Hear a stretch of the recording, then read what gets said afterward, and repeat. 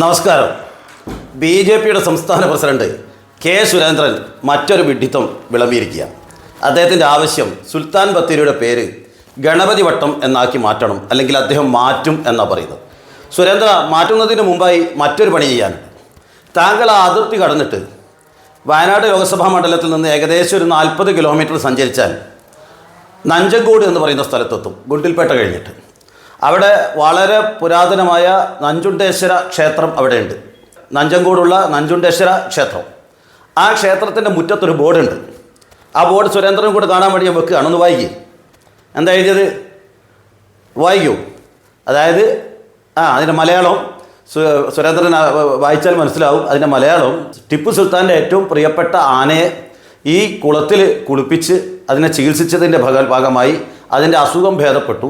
അസുഖം ഭേദപ്പെട്ടതുകൊണ്ട് ടിപ്പു സുൽത്താൻ ലോർഡ് നഞ്ചുണ്ടേശ്വര ഭഗവാനെ ഹക്കീം നഞ്ചുണ്ട, ഹക്കീം എന്ന് പറയാം ഡോക്ടർ, ഉറുദുവിൽ ഡോക്ടർ നഞ്ചുണ്ട എന്ന് വിളിച്ചു എന്നാണ് ഈ ബോർഡിൽ പറയുന്നത്.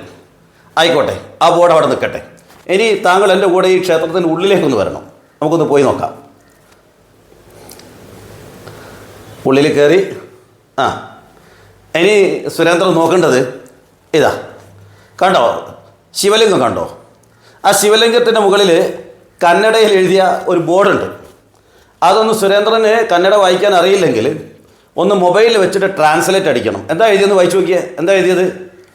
Donated and installed by Tipu സുൽത്താൻ.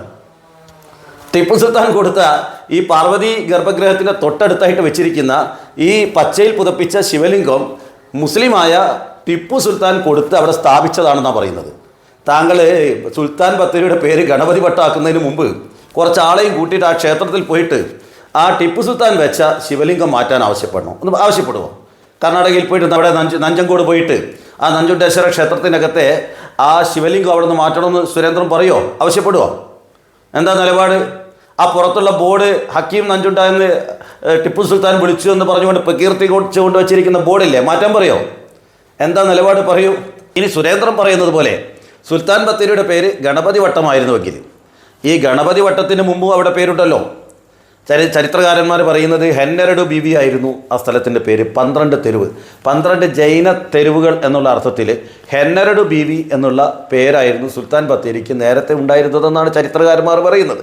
അപ്പോൾ അങ്ങോട്ട് മാറ്റുമോ? അപ്പോൾ സുരേന്ദ്രൻ എന്താ ഉദ്ദേശിച്ചത്? ഇമാതിരി വിഡ്ഢിത്തമായിട്ട് നടക്കരുത്.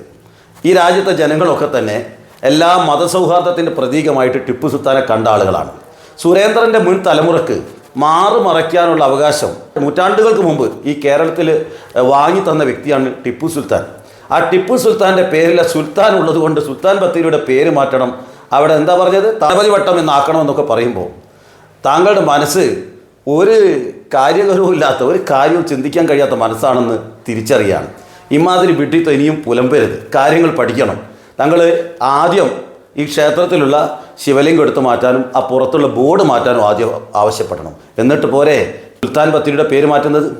ആ സുൽത്താൻ അതിൽ വന്നതുകൊണ്ടല്ലേ താങ്കളുടെ പിന്നോക്ക സമുദായത്തിൽപ്പെട്ട ആളുകളുടെ മുൻ തലമുറക്ക് ചരിത്രത്തിൽ ആദ്യമായി കേരളത്തിൽ മാറുമറയ്ക്കാനുള്ള ഉത്തരവ് കേരളത്തിൽ ഉണ്ടാക്കിയത് ടിപ്പു സുൽത്താൻ അല്ലേ? അതും കൂടെ മനസ്സിൽ വെച്ചുകൊണ്ട് ഇങ്ങനത്തെ കാര്യങ്ങളൊക്കെ വിളിച്ച് പോവാവൂ.